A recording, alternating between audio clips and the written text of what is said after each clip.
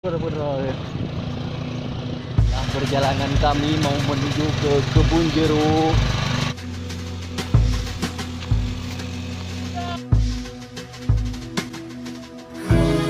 Agak sedikit tenang, udah nyampe di kebun.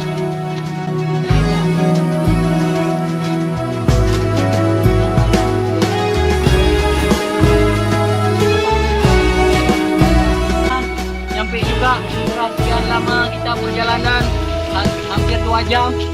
Beginilah suasana rumah kita. Ini ku denang bajunte,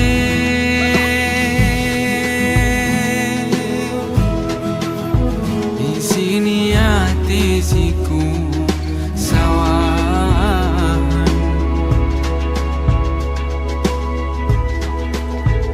bungamu kamang janji si bise.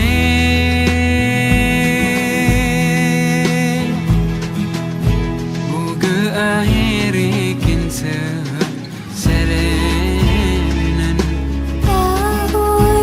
ide nang ko wangi ijangin ko wangi sekitar itu ramu sampai ini sarapan ani mungkin